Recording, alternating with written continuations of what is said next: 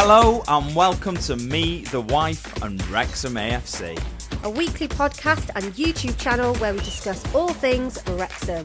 So sit back, put your feet up, relax and let's get stuck in.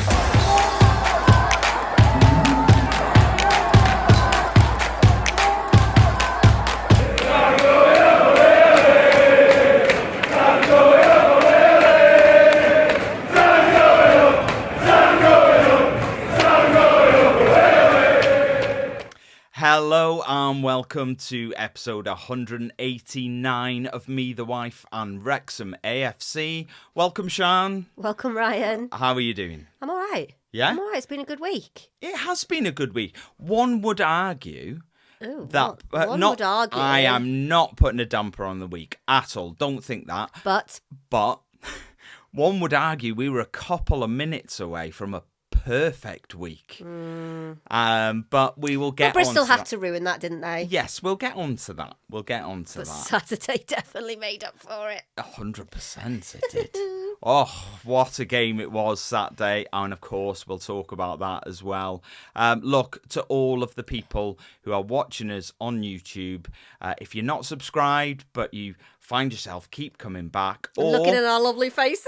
Or you're just new and you like what you see, then hit that subscribe button, hit the bell, and you'll get notified every time a new episode comes out Monday at 6 p.m. If you're listening as a podcast, then why not leave us a 5-star review? Because that would be absolutely fantastic. Wouldn't they get a notification if we did anything, like a short, a live, a post? It depends what your settings are set up. But okay. I think as soon as something new comes out from us, then yes, you will get a notification on YouTube. Yeah, so get 100%. clicking that subscribe button, peeps. Yeah, we're also on social media, at Me The Wife Pod, or you can email us, Me The Wife and Wrexham AFC at gmail.com. What's on this show, Siân? This week's show, Siân? I don't know. I don't know. I think I'm overexcited this week. Do you think? Yeah, a little bit. So what we got coming up? So you're like What we got coming up, Siân? You're like a little kid. I am. Yeah. On this week's show, we talk about our midweek game against Bristol City.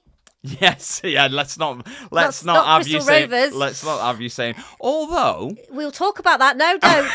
We will talk about that. the Bristol Rovers will oddly come up in this week's show. Very weird. Yeah. So we talk about our game against Bristol City. I nearly said Rovers then because we just talked about it. On last Tuesday. At Ashton Gate, we were obviously away on Tuesday. Our Saturday blockbuster against Ipswich Town. And what a blockbuster it was. Yeah. I think I nearly wet myself a few times at that game. It's just old age. What can I say?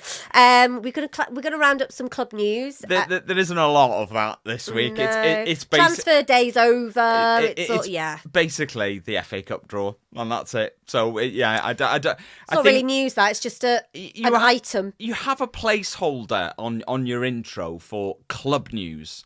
And then sometimes the club news doesn't really roll in. But yeah, we're going to talk about the FA Cup draw. Yeah, that's it. We're going to do Ryan's Welsh Word of the Week, and we've got some exciting intros to show you. We have. And we look ahead at our 2 league games we've got this week. So we are playing at home on Tuesday and away on Saturday. So we've got Portsmouth on Tuesday, Charlton on Saturday. And obviously, Ryan's favourite time of the day, week, whatever, quiz. The quiz. Mine, after last week, not so much. Okay. Okay. Well, we'll see how you get on this week. Who knows? Who knows? Oh, yeah. We'll have to wait. If it's anything about any of the games we've done this week... You good? What would be good for you? I try not to make it too difficult. I miss the old quizzes where we did like shirt numbers and all that jazz. And now you're just like properly making me. Yeah, but we're a few years in now. We are a few years in, and we've got to start up in the game when it comes to the quiz. We can't just have. Maybe I'll throw a shirt number in. Maybe some shirt numbers. Maybe that'll come up because we've got practicing my shirt numbers. Then now you've just said that. Nathan now Broadhead 33. Absolutely not doing that. No. Chief, number 5. 2. No, that's Doyle. Yep, see, rubbish. Sheaf's 18, I think. Who's 5? Higham. Higham 5? That's what I meant. Yeah. Anyway, crack on. FA Cup. Yeah, look, the draw was on Monday. It was an awkward time for us because obviously our episode came out at 6 p.m, which we recorded on the Sunday. The draw was at like 7 p.m. on the Monday. So it was like, it was about 45 minutes after the episode aired. So it was before the game, the Macclesfield-Brentford game. It was indeed. Which I watched. Yeah, so it's not been a great week for me because I've been working, I've been doing overtime. I was on afternoons anyway. So yeah, what? Tiny little violin. Thanks for that. Shall I play that? Yeah, thanks for that. You chose to do overtime, so don't even come at us with the guilt. Look, the team needed it, so I stepped up and I did it. And he did it for the money. And the money. I did it for the money. Let's face it. Yeah, look, we've got a holiday coming up in July, and a little bit of extra spending money here and there is always handy, isn't it? Let's just say, with the holiday, me and Alfie, we just literally go all out on holiday. We see something and we buy it. Yeah. We don't, at home we're a bit more conservative and like, no, we'll wait a little bit and then we'll get it. But on holiday, it's just like a free for all. So Ryan has to work the budget. Not me. I don't do anything with the money. I just go out and earn it. But yeah, he has to meticulously plan our spending money for holidays. And he's having to do overtime to accommodate mine and Alfie's expensive taste. Yeah. So I think throughout this podcast, I think sometimes people feel a little bit sorry for Sian and then I think you're now getting a little insight to what it's actually like in our household. I am literally like a princess. I get treated so well by my husband. Yes. But anyway, enough about me. And as it turns out, I'm absolutely shattered because of it. We even went to bed early last night, and that is unheard of for Ryan on a Saturday night. It is, but there we go. Look, FA Cup. Yes. Anyway, enough about our lives. FA Cup. Look, the draw. I don't know what we wanted. We sort of ummed and ahed about what we really wanted. I think the general fan base was a little bit divided. Yeah. Some people wanted a Premier League team at home. Some people wanted a Premier League team away. Some people wanted the lowest ranked team left in the draw, Mansfield, that is Mansfield now. Macclesfield were obviously still in it at the time, so that we could progress to the quarterfinals because we've been to the quarterfinals before in 1997, but obviously we'd never been to the semi-finals. So a lot of people. When is the 7th? So you've got the 5th round, which obviously we've got next. Yeah, then the quarterfinals, and then the semi-finals, and then the final. Obviously, it's so close. It is. Look, and a lot of people were saying the reason they wanted the lowest ranked team left in is let's give ourselves the best chance we can to get to the quarterfinals. Not saying that Mansfield is a bad team. No, they're not. But the lowest ranked team, whoever that is, gives you the best chance on paper of progressing to the quarterfinals. And then hopefully, fingers crossed, you can win that quarterfinal and for the first time in our history get to the semi-final. Look, and that's at Wembley, isn't it, the semi-final? It is indeed, Oh my God. So that's why people were looking at the lowest ranked team left. And I understand that. So it depends on your mindset about what you want from the FA Cup. Are you going, look, big chance, I think 70% of the teams left in were Premier League teams. Let's get one. Let's get a big draw. Let's, and then let's bow out and crack on with the league, But others were like, no. Let's keep going. Let's get favourable draws and let's progress in the competition. We got a home draw. Which is what a lot of people wanted. I was a bit unsure, but now we've got a home game. I'm pretty chuffed. Yeah, and we got a Premier League team. Another tick in that box. Downside is we got Chelsea. Yeah, is it a downside? Why do you say that's a downside? No, they're not. I just don't feel like Chelsea. And apologies to Chelsea fans. I mean, I've got a Chelsea fan that I work with. Yeah. So Phil, if you are watching this, I'm really sorry. But I just don't feel like Chelsea are an exciting team. I would disagree with that completely. Well, you would, because you've been to see them loads of times in your youth. I would say that's quite a big team. One of the biggest teams left in the draw. Maybe, but I just don't find them exciting. Like Man City and Liverpool, and actually Liverpool's not so exciting. But this is the thing, isn't it? It's what do you consider as exciting? You know, you anything in the top sort of 5, 6, 7 in the Premier League. You can't really get any bigger than that. I'm going to say, and probably a lot of people will come for me because obviously we're aiming to get into the Premier League.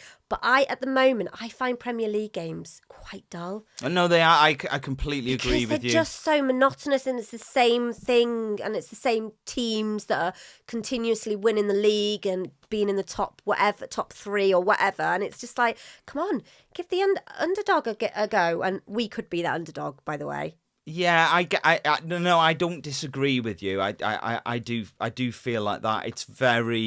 It sometimes can feel very mechanical, very robotic, and the way that they play, and that does bleed down into, you know, the Championship a little bit. But I do feel like the Championship is a lot more exciting. I think the Championship is tighter in regards to the table and literally anybody. I mean, look, Coventry were like, you know, steaming ahead, and now they're starting to So I think the Championship is a bit more exciting, and that's probably why I want to stay in the Championship a little bit, because it's like, you know, it's exciting to go and watch. But if we get into the Premier League, we'll obviously make it exciting somehow.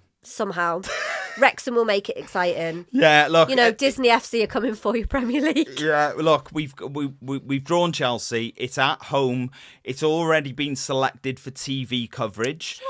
There was a relatively small window of when this game could go ahead. Obviously, FA Cup weekend, there's usually a Friday night game. But Chelsea are playing on the Wednesday. They don't normally rearrange many Premier League games when it comes to the FA Cup. So so it wasn't really ever going to be the Friday. The Saturday was odds on because I don't think they were going to move it to the Sunday or the Monday, because Chelsea have got a Champions League game on Tuesday. On the Tuesday, I think. Obviously the Champions League is a different governing body to what governs. I think we've got a game on the 13th as well. They would have cancelled ours. Oh yeah, in a heartbeat. 100%. Postponed that. And you were quite that. wanting them to do that though. A little bit, yeah. Yeah. But that's by the by. So it's on Saturday. It's a 5:45 kickoff. It'll be on TV. For anybody who didn't know. There will be VAR at the game. Now, how do you feel about there being VAR at the Racecourse? Before you answer that, we obviously don't have VAR in the Championship. So, therefore, we don't have any sort of VAR technology installed at the Racecourse. So, what happens in this instance is the FA install temporary VAR equipment at the ground, so that'll be done prior to the game, so there will be VAR in operation in the FA Cup game. How do you feel about that? Well, I think that Chelsea have got an advantage over us in regards to the VAR, because obviously they play with it week in, week out, so they kind of know how far to push it and stuff like that. Well, maybe they do, I don't know, but we have, you know, as a team, we've never had VAR. I don't think we have. No. So it's a new thing for us. I mean, any of our players come from the Prem? Played in the Prem. Kiefer's played whilst in the VAR was around. I mean, yeah, I would have thought Kiefer has. I'm not sure. That's a good question. I'll tell you what. I'll look into that. I'll come back to it. I'm pretty sure Kiefer's played in the Prem. I'll come back to you. I'll go back to my original statement. I will come back to you. Yeah. On that. So you know, I think it's a bit of a difficult one. People are very divided about VAR. Even commentators are like, the game's gone with VAR. Yeah. And I feel like, I know we're going to talk about this, but obviously I feel like if we had VAR, we definitely would have got a penalty on Saturday. Yeah. For again, the Yes. goalkeeper Doyle incident. Yeah. Obviously, we will talk about that. So sometimes I think it is VAR is a very good thing, but then other times I think, sometimes it's just so like, just referee, just make a decision. There is that, isn't there? Because sometimes you go, we had in the last round, I think it was in the last round, was it? In the last round. So we had Villa against Newcastle, and there was no VAR, even though there's VAR installed at Villa Park. There is no VAR in that round, so it wasn't being used. So the referees are then they have to go back to, it's your decision. You have to referee this game, and they gave a free kick for a blatant penalty, handball inside the box. He was a good 2 yards inside the box. He gave a free kick for it when I don't know how the referee and the linesman missed it. Wasn't our referee that we had on Saturday, was it? No, that's exactly what happened. No, it was... What? No, it didn't. No. I was hoping that you'd I was hoping that you'd just slide over that. No, so they didn't give it, and then that referee and that linesman actually got sat down, so they didn't... They say sacked then? No, sat down for the following weekend of Premier League games. They weren't given a Premier League game to referee after the mistakes they made in that game. So that's an incident where you sort of go, well, VAR would have tidied that up and the right decision would have got given. Is that fair on the referee, though? Because they're so, used to VAR. But then again, what were they doing before VAR? So it's kind of like, it's a very awkward one. VAR is very, very, divided. It's an awkward situation, I think. Yeah. But look, I don't... We've got it, so we're just going to have to suck it up and just get on with it. I don't like VAR. I think it slows the game down too much. Yeah. I think it puts refereeing decisions too much in the hands of somebody sitting in a room in Stockley Park instead of in the referees' Where's Stockley Park? That sounds Manchester-y. I've no idea where that is, but that's... Is that where VAR is constantly? Yes, yeah. Oh, right, so, okay. But yeah, I don't know how I feel about it, but I know that how I feel about the game itself. I think it's a huge tie. I think I can understand why it's on TV. They're world champions, I suppose you could call them. They won the Club World Cup in the summer. Chelsea did. They look goodish this season. Obviously, they had a poor game on the weekend, and what you're hoping for is for them to not 100% turn up, because I think they think, it's just Wrexham Championship team. Yeah, I think you'd be stupid to think you've got a chance with both teams playing at absolutely max capacity. I just don't think you have a chance in that. Although that's not what the FA Cup's about. We've already seen it. We've seen us play Nottingham Forest and play them off the park for the first half of the game, and then watch what a Premier League team really is, and watch them absolutely switch it on in the second half, and almost completely blow us away in that second half. So, we've seen the two sides of it, and what you're hoping is Chelsea just don't turn up. That's what you're hoping. Do you think they're going to, though? I don't know, and it depends. It's a chance to get into the quarterfinal, and yeah, I was talking to our son about this, and what you sort of get in this round is the Premier League teams make less changes, can start to see the trip to Wembley in front of them, and they start to make, like I say, less changes and push on a little bit more. So we will wait and see. 7th of March, really excited about that. Tickets aren't on sale at the moment, so... No, they're not, but we will be there. 100% will be there. We should have been there in the last round, but unfortunately something came up and we weren't able to. We were there, obviously, in the round before that. Hopefully nothing will come up for this one, because I don't want to miss this one. Fingers crossed. We had an email this week from David Neal. So David Neal is the son of John Neal. John Neal is former Wrexham manager from, this is going to test me, from 1968 to 1977. He left Wrexham to go manage Middlesbrough, and from Middlesbrough he then went on to manage Chelsea. So he's actually managed Wrexham and Chelsea in his time. And David's his son. He lives. We've had David on the show, actually. He has actually been a guest on the podcast in the past. He emailed us saying, "Good morning, both. Just wanted to say my wife and I continue to listen to you both. Still enjoying your experiences and updates. Luckily, I watch every game here in the USA with iFollow or Paramount Plus, so we don't miss a game. Only we are watching from our couch. Do the same with Chelsea when we can. So we have a family affair with the draw with Chelsea. Unfortunately, I can't make it, but we'll be there in spirit. Many happy memories with both clubs. Anyway, thanks for the podcast. Keep up the good work." Thank you very much, David. Very interesting for David. Obviously, his dad has managed both clubs, so it'll be quite a special game for him to sort of sit and watch, and all the memories. Obviously, as a kid, with his dad managing Wrexham, and obviously going on to manage Chelsea. A great event for him, I would say. Which team are you going to support, David? That's going to be a tough one for you. I think when he was on the podcast, he said he very much is a Wrexham fan. Good boy. But from memory, it was a long time ago. It was a very long time. Anyway, it is time for Welsh Word of the Week. Welsh Word of the Week. Welsh Word of the Week. Welsh Word of the Week.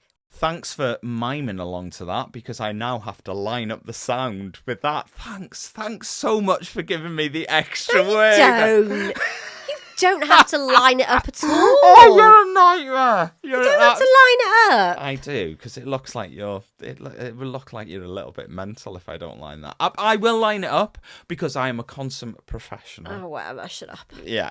Look, Laurie has been back in touch. We didn't see Laurie on Saturday. I we were did. A little bit, I saw him.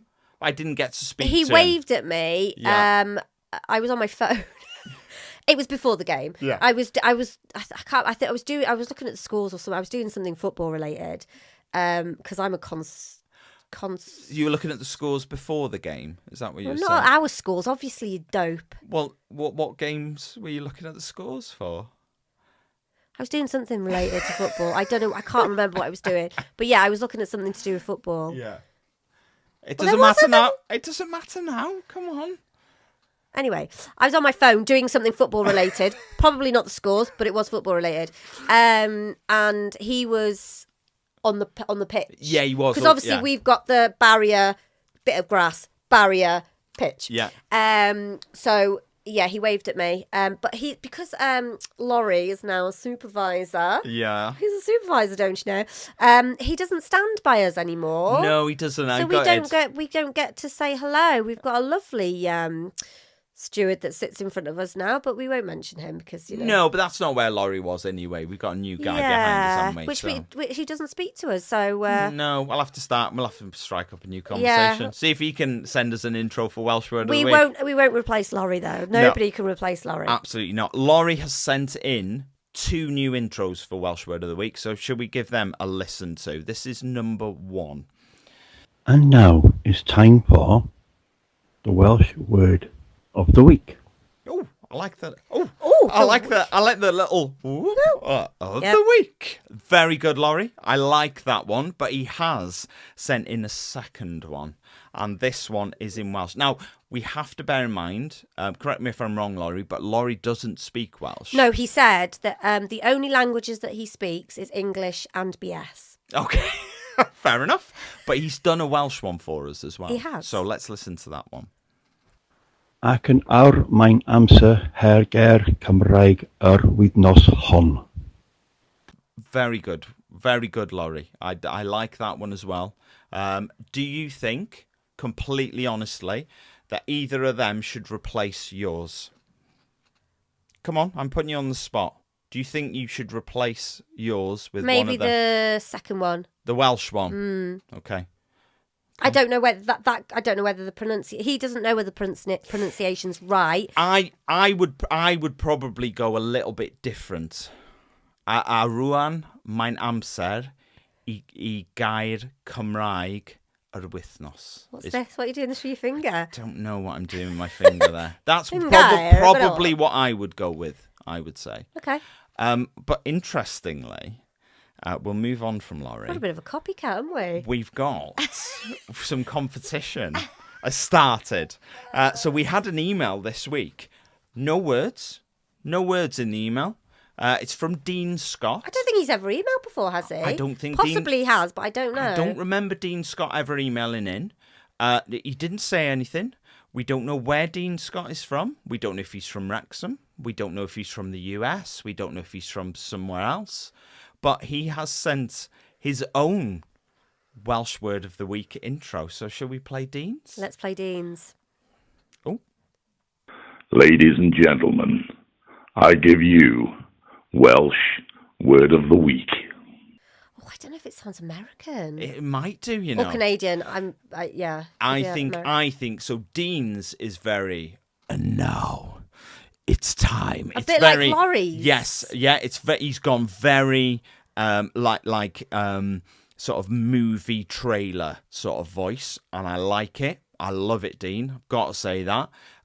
Very similar to Laurie's original when he did Welsh Word Challenge.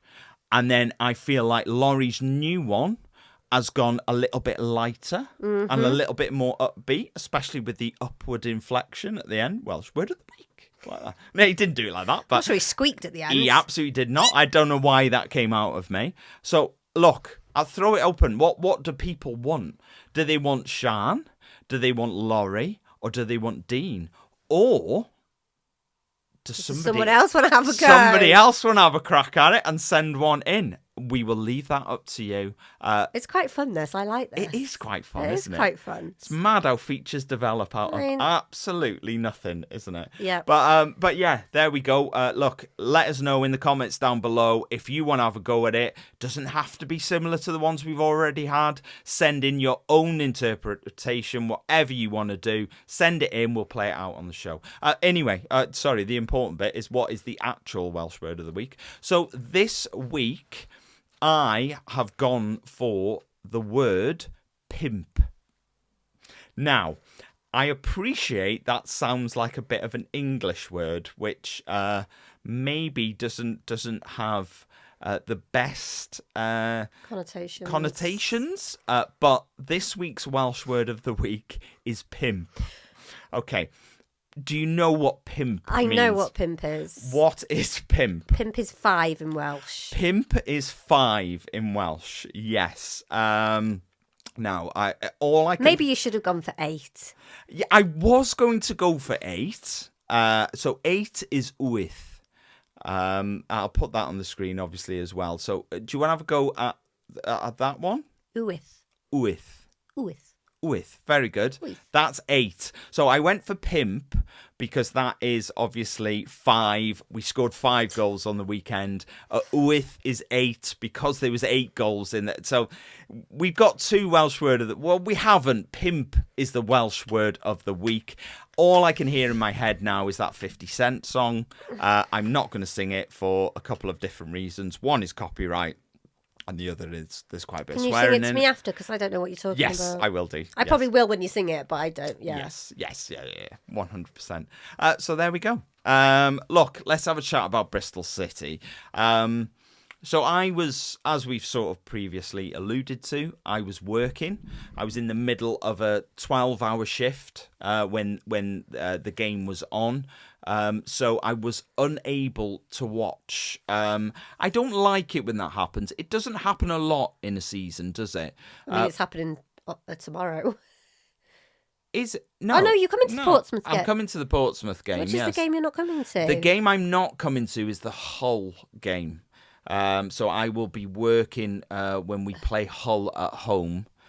So I won't be able to come to that one. The reason is the Portsmouth. Oh, because I've asked my dad to take us on Tuesday. No. Well, I am. I'm half day, so I can book a half day. So I'm on afternoons. I can book a half day. I'll be coming to that game. But obviously, if somebody else has already booked a holiday, we have relatively small teams. I'm not able to book time off at the same time as somebody else, and somebody else is off for the week. Sorry, Dad. We don't need your services tomorrow. Maybe don't use this as the communication method. Oh no, I will speak to him properly because I don't even know. I think my dad listens to it, but I'm not 100% sure. Yeah, he does. does. I know he does. But I would, I'm not sure he listens to it at the time it's released. So you might want to get in touch with him. He's just already to let sent him me know. a plan of what he wants to do. Yeah. Pick Alfie up, have a chippy tea, and then go to the football. Well, you can still do that if you want, but I don't finish work till 6. Well, it still has to pick him up. Oh, we could still do it. Yeah, of course. Plan's still on, Dad. Yeah. Anyway, let's talk about the Bristol City game. Look, Kabore came in for Longman, Sheaf in for Dobson, Broadhead in for Windass. As I say, I was working, so you watched the game. I did. The With game, your dad. The game as a whole, what did you make of it? What was that? What did you make of our performance? I've obviously watched the highlights, but I didn't get to watch a full 90 minutes in the same way that you did. So if you had to sort of sum up our complete performance over 90 minutes, what would you say? I would say the first half, the moment the first ball got kicked in the first half, I thought we were good. I thought the pressure was good. I thought we were... Yeah, I just thought the pressure was good. But then half-time came and it just all... My dad messaged me and said, what does Parky give those boys at half-time? Does he give them burgers and chips? Because they just sort of seem really sluggish in the second half. And you can totally... And what can you understand it? Because they're professional footballers. But, 45 minutes, pressure. I can't even remember the score at half-time. So, Rathbone put us 1-0 up 34 minutes. He did. They obviously had their penalty claim in the first half. Yeah. Where they sort of tried to sort of half chip a ball past Hyam. He had his back to it and it hit his hand. Penalty for you? No. I don't think it was. It wasn't a... what's the word? His hand wasn't in an unnatural position. Is that what you're going for? He had his back. He had his back, so he didn't know where the ball was going to go. The penalty call was just an absolute sham. No. They didn't get it anyway. No, they didn't. I think lots of Bristol City fans crying about that one. No, it wasn't a penalty for me. If I try and take my Wrexham hat off and just put my football hat on, I think any team are disappointed to get that given against them, because I don't think I don't want to see the game go into a place where you start giving penalties for stuff like that.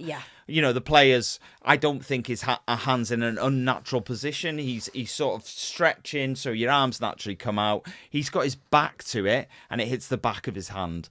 I think if you start giving penalties for stuff like that, that is game's gone. Do you think if we had VAR, they would have given that as a penalty? I would like to think not. No, because he hasn't made any movement towards the ball. His hand is just where it is. Like I said, I feel like it's relatively natural. He's not even looking at the ball. So for me, that would be game's gone if you start giving penalties for that. I feel like a lot of teams that come to us, they're very much quick to say handball constantly. All you hear is the away fans, handball. It's like, just get a grip. Maybe. So I thought the pressure was really, really good in the first half. I thought we were coming at them. They were giving it us back, but we were. It was just constant. We were moving up the pitch, as we should. Then we, obviously, Rathbone got us a goal. They made 3 subs, obviously, at half-time. Yeah. One of them was Sinclair Armstrong, which you thought was... I said you felt like he had was really good in that second half. We don't like... What's the word that you say? Not blowing trumpets, but you don't like... Blowing smoke up. Yeah. I don't like, I don't think that is what you say, but yeah. Okay. But yeah, we don't like talking about, not positive. We just don't like talking about other players. But when Armstrong came on, the game changed. Yeah, it did. Instantly. He's arrogant and not in a horrible... That's not me being horrible. You need that in a footballer, I think, sometimes. On the pitch, I mean, not like everywhere else. He was good on the ball. The game just completely changed when he came on. He got a goal. Literally 2 minutes after the restart. He did, and it was an all right goal, to be honest. It wasn't it wasn't I think I can't remember which player it was, but a Wrexham player tried to kind of stretch his leg to kind of get it off him. Yeah. That didn't work, and he just slotted it in the back of the net. I said to your dad, and I said as soon as he came on, like I said, it just instantly changed the pace of the game, and it just it was a bit disappointing, to be honest. Obviously, three subs for them. The manager's obviously seen enough in that first half to go, look, this isn't working. We need to make changes. That worked for them. I think you've always got to expect a home side that 1-0 down at half time to come out and be better in the second half. You've always got to expect that, and sometimes it's hard to judge if our levels dropped or their levels just came up to a point where they were competing and they were, they were perhaps a little bit better than us at times. I think they're level upped, to be honest. I don't think that we, came out and just kind of let it just sort of took a step back. I don't think that at all. I think we did kind of push and stuff like that, but I just think that Bristol City had that edge over us a little bit, and then, like I said, when Armstrong came on, that level just even upped again, and we just couldn't. Yeah, Look, we went back ahead 2-1. The game sort of settled down a little bit. We pushed on.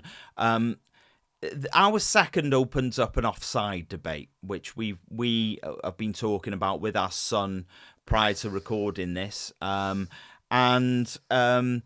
it ended up being an own goal, but obviously as the ball comes across from Thomason, O'Brien is in an clear offside position.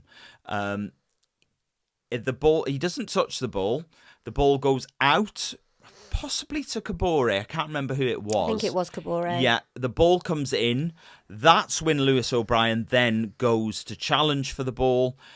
It falls, a defender tries to clear it, ends up going in. Mm-hmm. Again, lots of Bristol City fans crying about this online that I've seen. Now, the offside debate here is...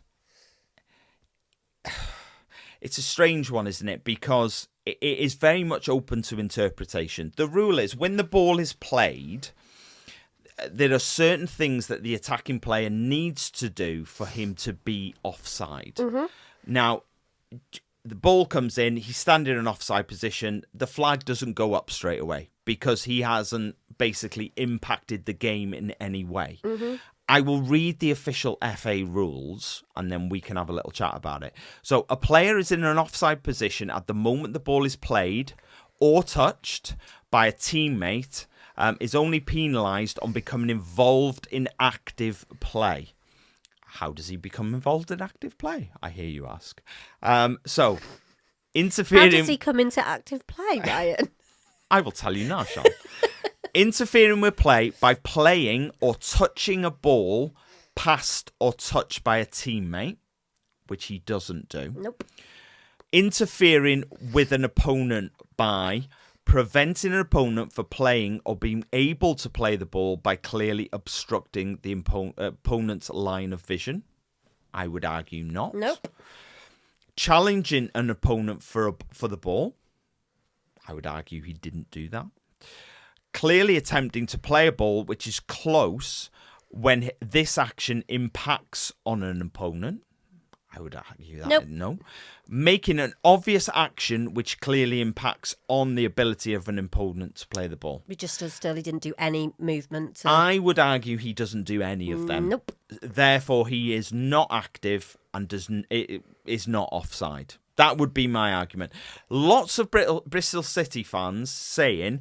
Were you just going to say bitter Bristol fans then, but you went... Bro. No, maybe I was. Bitter Bristol fans. Bitter Bristol fans. A lot of them are saying something, which I'm going to say now, I don't disagree with. I agree with what they're saying, but unfortunately, they are wrong because it is not in the rules of the game. Now, what they're saying is, if Lewis O'Brien was not there... then the defenders would have dealt with that ball differently, okay? I completely agree with that, and this is where, for me, the rule slightly falls down, because if you've got an attacking player standing in an attacking position, Yep. the way you deal with that ball coming in as a defender is different than if he is not standing there. So my argument is him just being there is having an impact on how the defender deals with that situation. Okay? So for me, that's probably offside. But just being there isn't enough by the rules, isn't enough to make him offside. And unfortunately, that's when it gets opened up to interpretation. And it's why you have the ref making a certain decision a certain way, a linesman making a decision a certain way, the fans that it goes against feeling aggrieved, and the fans that it's favoured then quoting the rules as stated by the FA, going, well, it's not in the rules, mate. So you can't. Yeah. So I do sort of agree that the defender acts differently when there is an attacking player there. Is that fair? Is that unfair? That's not a question for now. Damn it, the rules. I know, and that's the thing, that they are the rules. Look, we ended up going 2-1 up. Yep. And I think for me, Dobson had an amazing chance to make it 3-1. How he's missed that chance, I really don't know. But I just feel like the game would have been completely different if that ball had gone in. Game's done then. Yeah. You're 3-1 up. I can't see them coming back from that. But as it was, they drew level. I think it was the 89th minute. We held on. They came back. Look, fair play. Great goal. I'm not sure Arthur could have done any better. It was a great volley, but it's sort of right at him, but it's too quick for him to react to. He did react, but it just maybe not quick enough. And I'm not sure that's his fault. No. I think it was a great finish. And then they had a penalty claim right at the end. Which we've watched back a couple of times. The lad gets booked for diving. We've watched it quite a few times back, and I sort of feel like maybe Arthur's hand touches his foot. Maybe a little. Maybe not enough. And I think this is another down to interpretation moment where you sort of go, some refs might give that. He has touched him, but he's gone down like there was a sniper in the crowd. And it was kind of a bit of a late reaction, but it wasn't like Possibly, a sudden fall. yeah. He took a few more steps and went, I better go down here. So he got booked. He did get booked, but you're opening it up to interpretation again, aren't you? You know, is a touch, how heavy does the touch need to be? The slightest of touch when you're running at full pelt is enough to knock you off your stride. Well, I'm not being funny, but the one at the... No. Who did we play yesterday on Saturday? Ipswich. That was... that was a heavy touch. Yeah, exactly. So if you're comparing those two, then the one on Tuesday, no. Just get up and stop crying, mate. Look, a point on the road is always good the Championship. Especially undefeated still, aren't we, on the road? For quite a while, yes. We were looking for 5 wins in a row on Tuesday, which we got close to, but we didn't get. We stayed in 7th, just outside the playoffs after Tuesday. Do you feel it was 3 points that slipped away? Or do you think assessing the whole 90 minutes, probably a fair point, and take it and run? Take it and run. Yeah. I think, Bristol City aren't a bad team. They did give us pressure, but we gave them pressure back. I just think a point away is, it's not to be sniffed at. So, take the point and run. Yeah. So, I'm quite happy with that. So, our game on Saturday, it was just, it was kind of like, when we listened to like the highlights, it was kind of like, obviously we were there, but we watched the highlights back. The commentators were like, it's like deja vu, something like, here we are again. They only came to the racecourse like the week before for the FA Cup. I was excited about this game because I've heard, you've said it, and, I've heard a lot of people saying this is sort of like a season-defining game. 100%. Although I think that all games now are season-defining, to be honest. But that's just my opinion. IMO. So, I swear on everything. It was just... Such a good game. Oh, do you know what? Did that work? No, it didn't. No. Not at all. I don't think you had that in the right place. But and we're not going to tell you what we're laughing at. We're just going to move on. Yeah, so the game, it was... for me, it was like the perfect Saturday afternoon game of football. The weather, I know it was raining, but I just feel it gives it that something else when it's raining. I just feel like the pitch is a bit more, I don't know. Slick. Well, yeah. Slicker, yeah. It does. A lot of people do feel like, they obviously water pitches during the summer, and, when it's dry, you do get the sprinklers out and they water the pitch because professional footballers want that slightly sort of slick surface. Well, how else are they going to do their knee slide celebrations if it's not slippy? Yeah, but it's for the ball to nip off the surface a little bit more, you can get a slicker pass in. That's what they like. One would argue that Saturday was, the sprinklers obviously went on Saturday, but perhaps a touch overwatered. Overkill, yeah. Yeah, maybe. But there was 2 changes. Yes. So we had Windass in for Broadhead, and we had Moore in for Smith. I knew they were coming. You did, yeah. You said, didn't you, that he was getting rested on Tuesday. Moore was getting rested on Tuesday for this particular game. 100%. I knew that was happening. I knew Windass would come back in. I knew it would be Broadhead that got left out. I thought Lewis O'Brien was very good on Tuesday from what I'd seen, and Superb on Saturday as well. I felt like he was going to be in on the Saturday.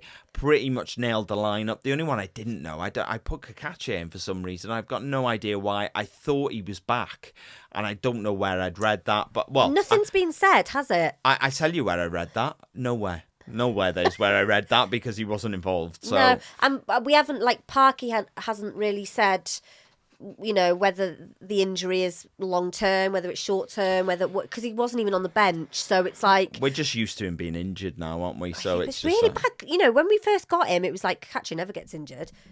What? Yeah, I know. Look, predictions for Saturday. Sean went 1-0. Oh, they were atrocious. What, the predictions? Well, mine definitely was atrocious. I said to you, I went a little bit rogue last week because I sort of felt like there was going to be goals in this. So I was right on that hand, but I went 3-1 Wrexham because I sort of felt like we were due a big performance. We always play well against the big teams, and it just felt like there would be goals. Look, neither of us got a prediction right, obviously, but we have to shout one particular person out. Prior to the game, so we went with my dad, Sian's dad, and Sian's mum came to the game. And Alfie. And sorry, and our son. That's our baby. And we were talking about our predictions and all that. And Sian's mum went with 5-3. We just laughed at her. We literally laughed at her. We were like, are you mental? Who predicts 5-3? Who predicts 5-3? So massive shout out to Anne-Marie, who's gone. We did something to mention. We did our post-game live, like we always do. There was a little bit strange. So if you were on the live with us, thank you very much for joining us. We had lots of people there watching with us, commenting all the way through. We were on for about somewhere between 10 and 15 minutes till it started absolutely lashing down with rain. And then we had to sort of cut it a little bit short. About a minute and a half into the live, there was a bit of a dip in the connection. So everyone who was on the live remained on the live with us and were commenting all the way through. But when it uploaded itself to YouTube for people to watch after, at that point when it sort of did that little dip, so the live, if you go and watch it now, is only about a minute and 20 seconds long, unfortunately. So you get the bit where we're walking from the game and we speak to Sian's mum, who said that her prediction was going to be 5-3, but then it just cuts there, unfortunately. So, well, my mum is a witch. Well, there we go. My dad says that my mum is a witch because, who else predicts 5-3? Well, there is that. Well, he thinks both me and my mum are witches because we're like, we telepathically do stuff when we're not even in the same house. Yeah. So apologies for that. But I think there's I suppose the the key takeaway from that, You got to be on their live. Be on their live. You get to watch it all. But Don't no, miss it. apologies. I don't know why that happened. But yes, kudos to my mother, Yeah, well done. my little mother. Well done. For getting that prediction right. She wishes she'd put some money on it now. Yeah, I bet she does. Look, it was a very good Ipswich team. And, like I said last week, like you've sort of mentioned this week, these are the season-defining games. These are the teams that if you're serious about making any sort of playoff charge, your teams like your Bristol Cities, your Ipswiches, your Coventrys, your Middlesbroughs, Hull, all of these teams in and around, these are the teams that you've got to go out and put in proper performances against. Yeah. These are not the weeks where you just let things slip. And I have got to say, our press in this game was the best that I'd seen in any fixture that we've played this season. The press, there was 1, 2, 3 going, and we were shutting people down. We were closing down the avenues, and it was absolutely fantastic on Saturday. We didn't have to wait long for the first goal. 6 minutes. 6 minutes in, Kiefer Moore goes through. He's looking for someone to pass it Chef's to. kiss. There was nobody there, so he just smashes it in the top corner. I think he was looking for Windass, and Windass hadn't quite made it up the pitch as fast as he did. So yeah, he just went. I've got I'll the do ball. this then. I'll do it. If I'll it doesn't do go this. in, doesn't go in. But luckily it went in, and it was a screamer. Yeah, it was absolutely fantastic. So 1-0 up. Ipswich dragged themselves back level on 20 minutes. Could Arthur have done a little bit better with that? It's a shot that's come in. He saved it and parried it into the path of other players. It was just a bit of a scramble, wasn't it? We have talked about this before as well. He needs to grab the ball, lie on it, but he just push it away from the centre. I think that's what he tried to do, but I think that work harder at that maybe.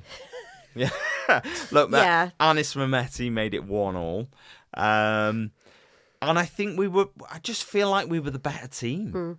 We were the better team on Saturday. We were. Ipswich had their moments, but I feel like we were the better team. Josh obviously made it 2-1. Kiefer. It's like a vertical header, wasn't it? It was like... Yeah, so the lad on the line handballed it, but it went in. I think he was very lucky. He did get booked. He got booked for that. Obviously, if that doesn't go in, that's not a yellow, that's a red, and then that is that's a penalty as well. That's a game changer in itself, isn't it? It potentially was, but look, we've gone 2-1 up. All you've got to sort of do then is you've got to hold on to that till half time. You go back into the dressing room, you reset, and you go again for you have that your burgers half. and chips. You have your burgers and chips. Or nuggets and chips, whichever one you prefer. And then you go again for that second half. But just before half time, Ivan Azon, or however you say his name. Got some very exotic names on Ipswich, haven't yeah, they? so they we sort of I analysed it for you in the replay. Hyam comes into the middle to cover the middle. You can see him with his arm out, pointing at Azon, saying, pointing at him, saying, so he's talking to Max in that situation. He's saying him, so he's come from him into the middle to cover the middle. He points at him for Max to go and cover him. When the ball goes out, Max is a good 2 yards behind him. He hasn't got back into position. He hasn't sprinted back in. Issa's there as well. Exactly the same for him. He hasn't recognised the danger that Dom's pointed out to them. And a great finish. He's tucked it. He's tucked it in the corner.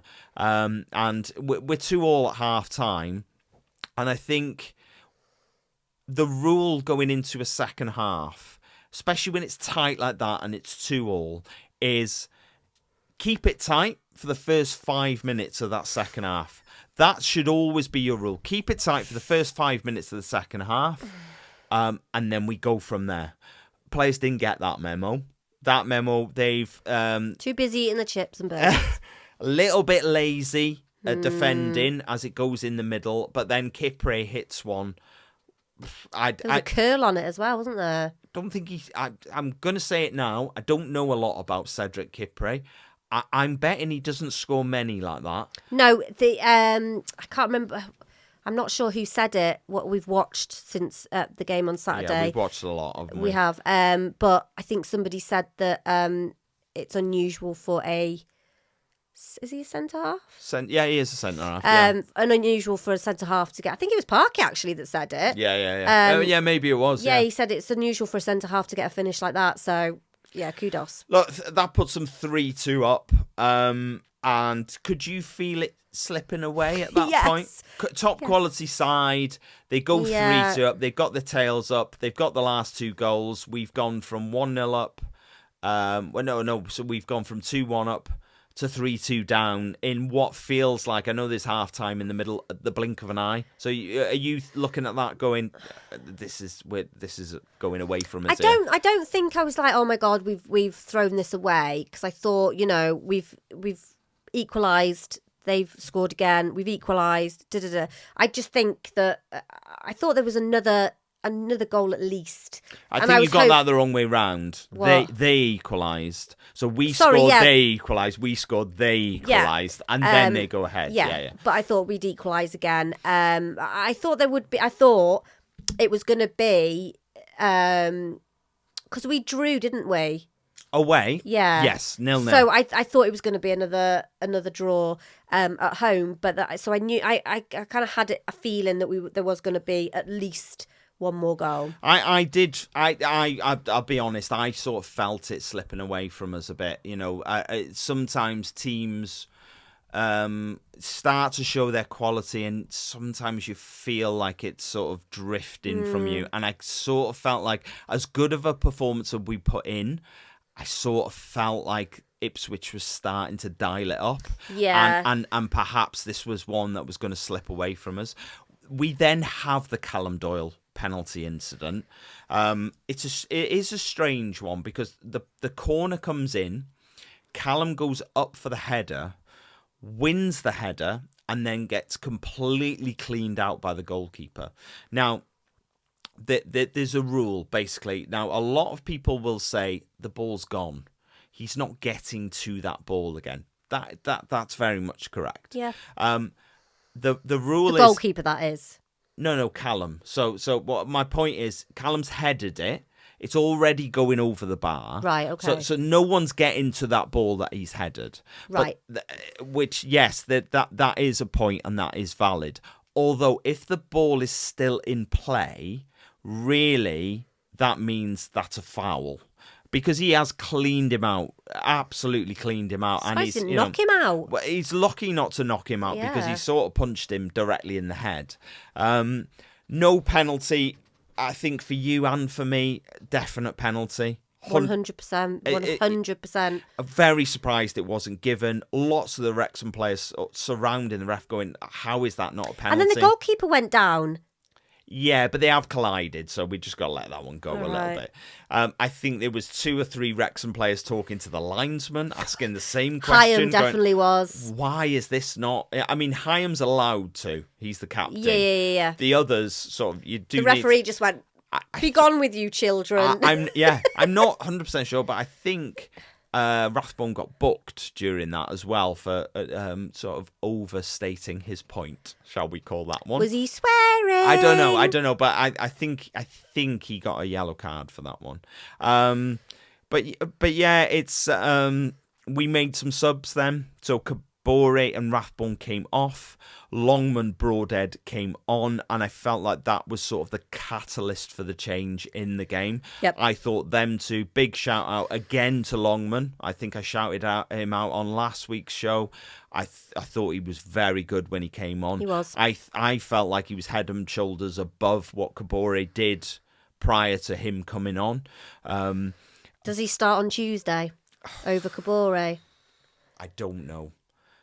I don't know. I don't know the answer to that. But I feel like when the last 2 games, I felt he's been very good. Yeah, he has. Very, very good. Broadhead equally. I thought he was brilliant when he came on.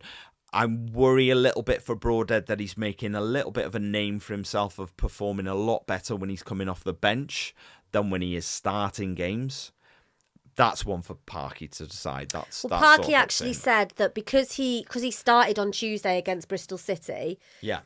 He said I have to take that into account, and that's why. Yeah. Nathan Broadhead was on the bench. But you kind of think, I don't know how happy is he about that. Yeah, That's the it's thing. like, why is he starting in one game and then resting him for the next and just bringing him on in the last? He has had a little bit of an injury though, so he's sort of managed. Phil's very good at managing players coming back. It was Broadhead's shot that got deflected into Thomason's path. 4-3-3.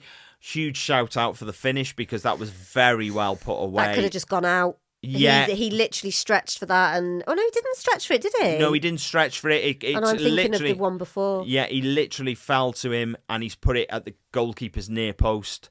I think the commentator at one point, not Mark, in the EFL commentary, said, the goalkeeper will be disappointed to get beaten at his near post. Yeah, of course he will. Yeah, but it was literally couldn't really have gotten many other places than where George put it, and tucked it away. Was it reminiscent of when he did his corner goal, Thomason? Not really. I think that was more impressive, wasn't it? Yeah. But he didn't even get that. That was given as an own goal, if you remember. So that was right. Yeah, okay. That was his first goal. Yeah, technically a second, really. Yeah. 3-3. I think huge shout out to Callum Doyle, my man of the match. I'll ask you that shortly. Sorry, we already know, but we'll come back to it. Because he's obviously gone up for a header. Obviously, already got absolutely clattered once. Didn't care about that. Corner come in. He is a unit, though. He is a unit, yeah. And he's gone, right, I'm winning this. He's won it 4-3 up. His little face when he scored. It was his first goal, wasn't it? No. I'm sure they said it was his first goal for the club. No, that was Thomason, wasn't it? He scored at QPR. We were literally there. So no, it was not his first goal for the club. Was it his first home?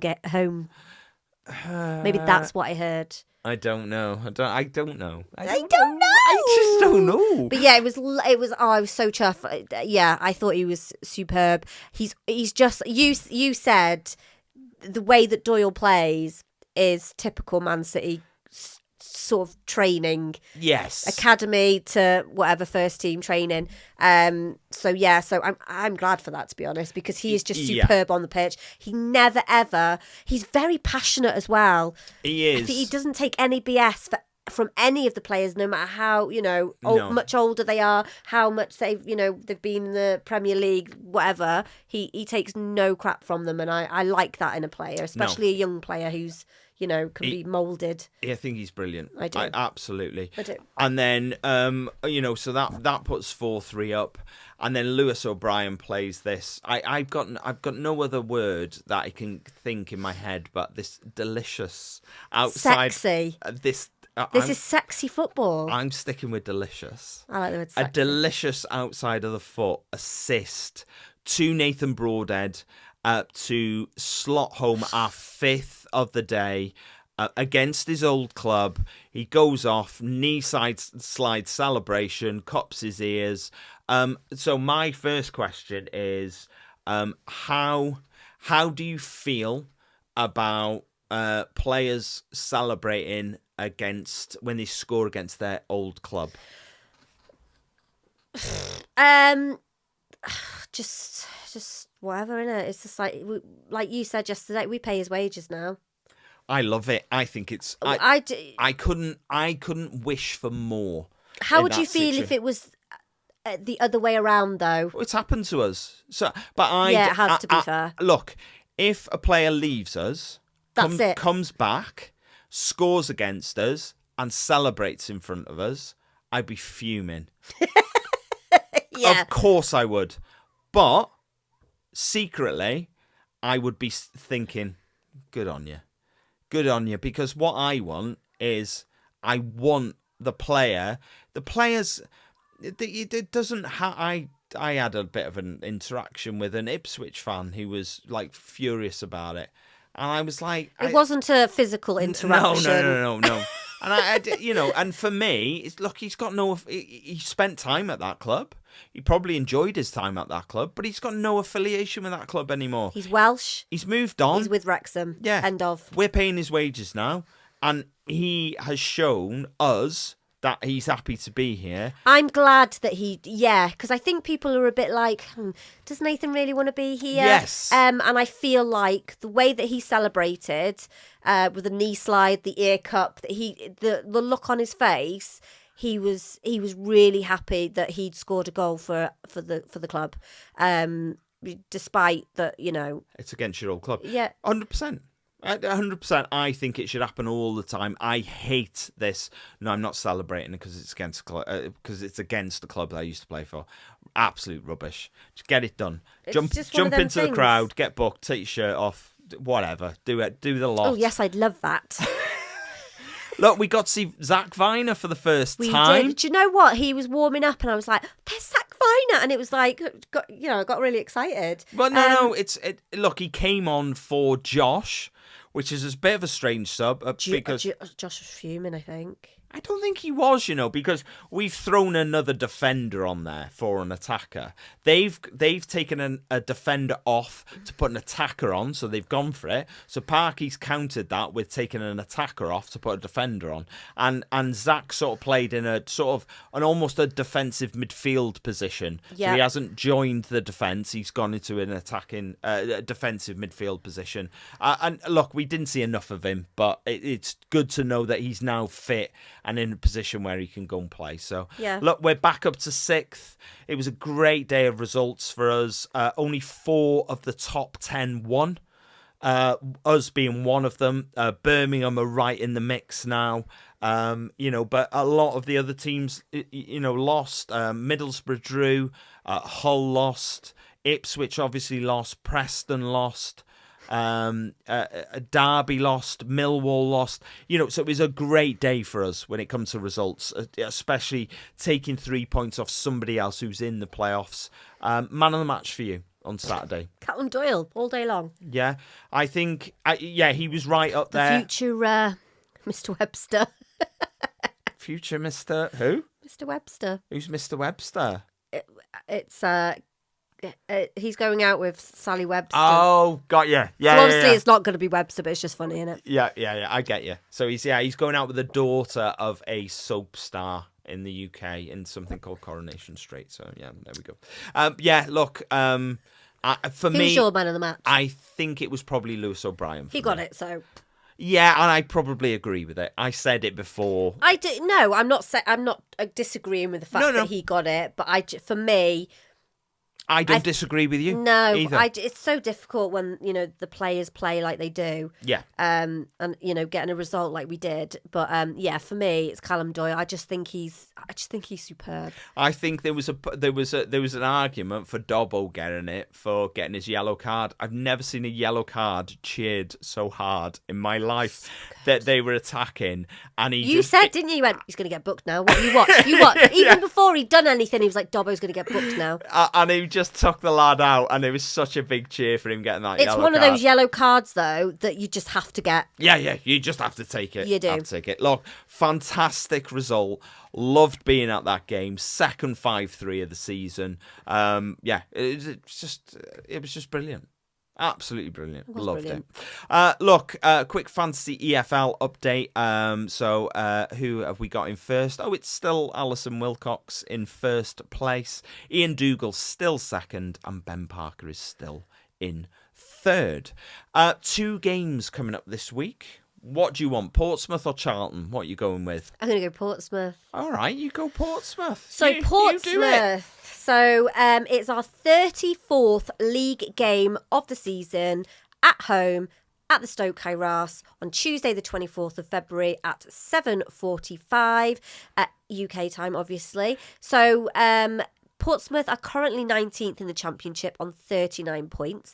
They won 3-1 away at Millwall on Saturday, which is mad I result. said to you, didn't I? I think we were going to get food on Saturday and we were coming home.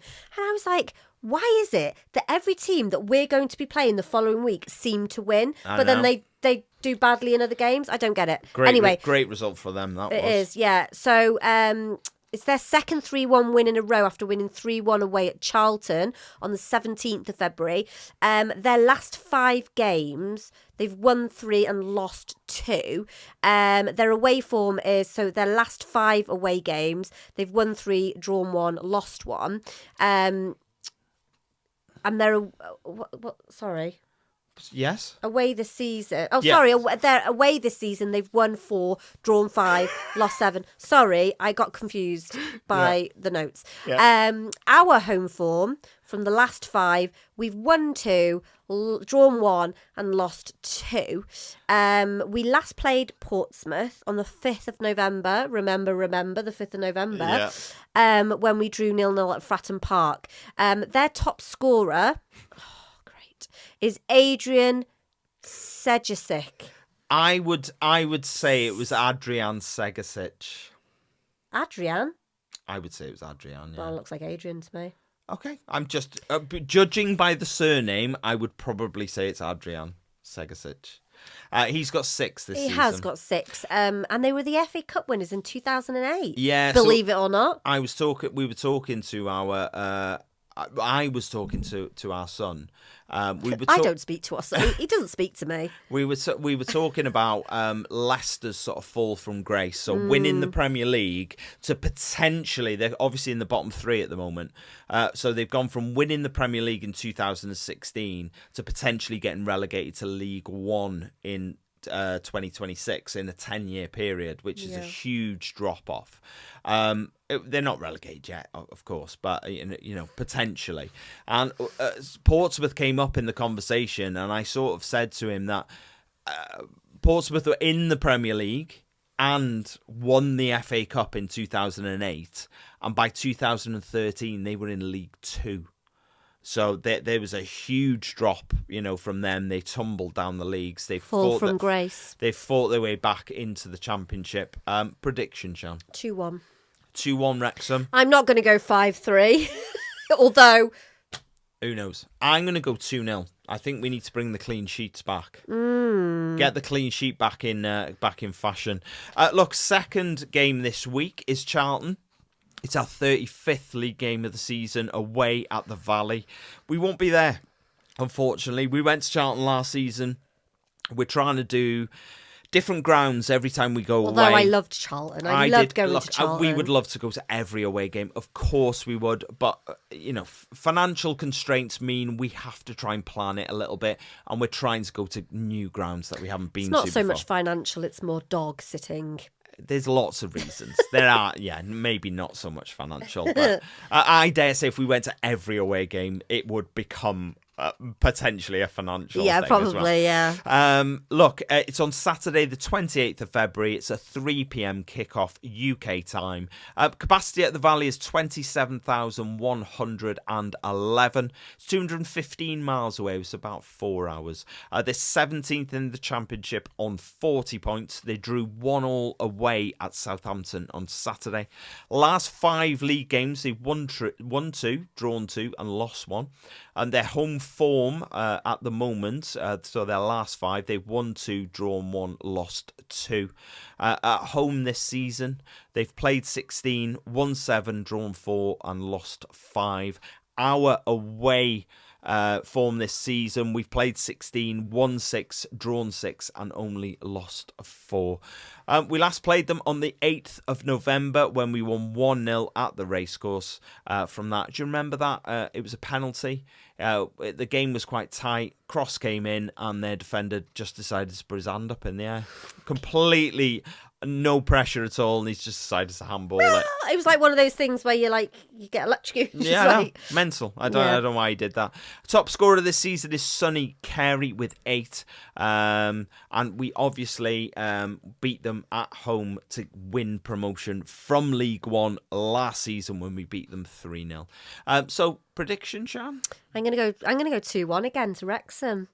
Yeah, I that's where I was going to go, if I'm perfectly honest. Why not? You still go for it? No, because I don't think that's fun. I'm going to go for 2-0 Wrexham. So I think we've gone 2-0 and 2-1 in both games. Is that right? Yep, we have. Well, let's wait and see what happens. Look, if you would like to support the show, you can do it in a few different ways. Like and subscribe if you're watching on YouTube. It is completely free and it massively helps us out. If you enjoy the podcast, why not leave us a 5-star review, because that would be fun-dabby-dozy. You can super chat us on our YouTube lives, which we do after every league game, unless I'm working. Not just league games. No, sorry. But yeah, after every game then, sorry. Unless you're working. Yes. You can also buy us a coffee, and you do that by visiting buymeacoffee.com/me the wife. Huge thank you to Linda this week, who has done that. So you are an absolute star, Linda. Thank you very much. Love you, Linda. If you want to get in touch, you can click contact the show at the bottom of the description if you are listening as a podcast. Just leave a comment if you're watching us on YouTube. Find us on social media, me the wife pod, or email us methewife and wrexhamafc@gmail.com. Quick shout out for Dragon Chat before we do the quiz. It's a mental health peer support group. They run 2 weekly Zoom calls. One is on a Monday at 8 p.m. That is for women. The other is on Thursday at 7 p.m. That's for men. Go to the Wrexham AFC website, go to the communities tab and scroll to health. You'll find Dragon Chat in there. Alternatively, look in the description of this and every episode that we've ever done on YouTube. So quiz time. A lot of talking in there. So quiz time, the last time. Yes, so the title of the quiz this week is The Last Time. Should we get straight into it? Yeah, let's just do a diabolical thing. Okay, question 1. We scored 5 goals on Saturday with 5 different scorers. When was the last time we had 5 different scorers in a game? Okay? Own goals don't count as a scorer. Okay. Was it Wrexham 6, Morecambe 0 on the 25th of November 2023? Wrexham 5, Oldham 1 on the 1st of April 2023? Wrexham 7, Barnet 5 on the 8th of October 2022? Dorking 0, Wrexham 5 on the 3rd of September 2022? Or Kings Lynn 2, Wrexham 6 on the 13th of November 2021? I'm going to go Dorking versus Wrexham. So Wrexham, Dorking 0, Wrexham 5. Incorrect. It was Wrexham 7, Barnet 5 on the 8th of October 2022. The 5 different scorers in that game were Ollie Palmer, Aaron Hayden, Luke Young, Paul Mullin and Tom O'Connor. None of which are with us anymore. No. Well, Tom O'Connor's come back to us because he's injured, but yeah. Question 2. Ipswich have the Suffolk Punch on their badge. That's the horse. The Suffolk Punch. Who were the last team we beat with an animal on their badge? There are no options for this. Hull. You're going for Hull? Okay. Happy? I can't think of any other one. Okay. All right. Do you see the answer? It is Sheffield Wednesday who have an owl on their badge. Happy to carry on? That is my stomach. Wow. I am not sure if maybe the microphone might have picked that up. Next question. Yep. Question 3. We drew 2-2 away at Bristol City on Tuesday. The last time we drew 2-2 was at home to Sheffield Wednesday earlier in the season. But who were the opposition the last time we drew 2-2 away from home? Okay, now hang on a minute. Look away. I can't remember if I did options. I have done options. Was it Cambridge, Bristol Rovers, Salford, or Harrogate? Bristol Rovers. Okay. Now, to give you an idea, only one of them games away from home finished 2-2. Okay, so you're going Bristol Rovers. Okay. We were at that game, and that finished 1-1. So it's definitely not that one. Salford. No, we lost that one. We were there as well. We lost that 3-1. I know. It was Cambridge. I can't remember these games. God. Right. 0 out of 3 so far. Question 4. We conceded 3 goals on Saturday. Who were our opponents the last time we conceded 3 at home in all competitions? No options, it says there. I think when it says no options, I think you can be sure it's relatively recent. Let's use... Nottingham Forest. Yes, Sean, it is Nottingham Forest. What? Well, that's a terrible high five. Well done. That hurt a little bit. Did it? No, when you the palm.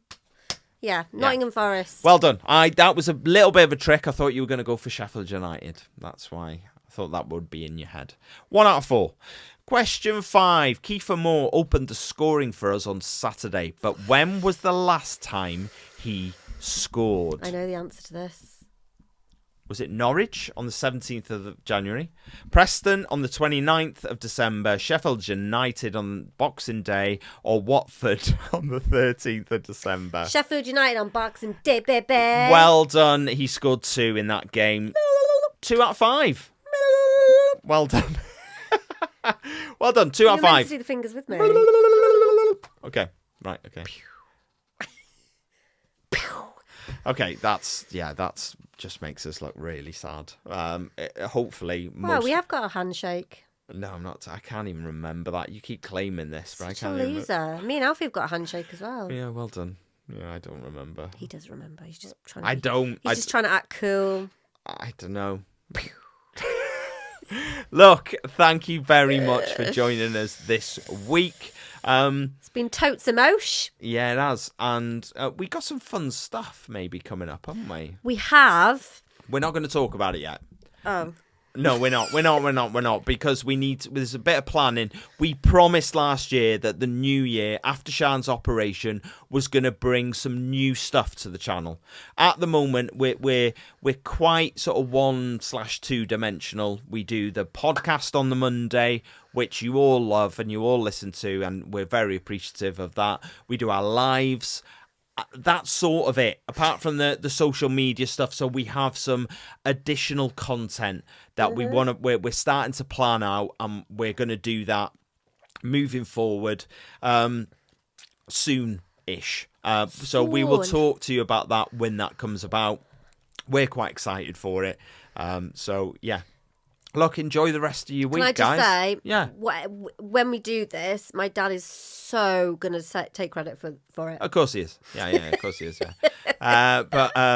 Well, I tell you, when we started to talk about doing this sort of thing, it was the Southampton game. That's when we first started talking about doing the sort of content that we're talking about. And the other sort of thing was... OnlyFans. Yeah. Yeah, I'm joking. So that obviously. was the first game of the season we sort of started talking about this and sort of trying to work out, how we're going to do it and all that sort of stuff. So look, exciting things. We are going to grow the podcast a little bit, the and brand. Yeah, hopefully you enjoy what we've got coming up. But enjoy and continue to obviously enjoy what we're doing at the moment. Yeah, of course. Yeah, that's not going to change. No. Enjoy the rest of your week. Third time I'm trying to get that out now. Sean keeps after last week when someone told me I always talk over you. I think we're starting. I have to though. We're starting to see the real Sean now. Come on, the light's flashing now, and just let's end this. Thank you very much for joining us. I hope you enjoy the rest of your week, and please catch us on Tuesday tomorrow after the game, where we will be live from outside the racecourse. Join in, comment, and we'll read as many of them out as we can. Same thing for Saturday. We will be live from the studio on Saturday after the Charlton game, because we're not going down to London. So, yeah. Happy? Always. Love it. Bye.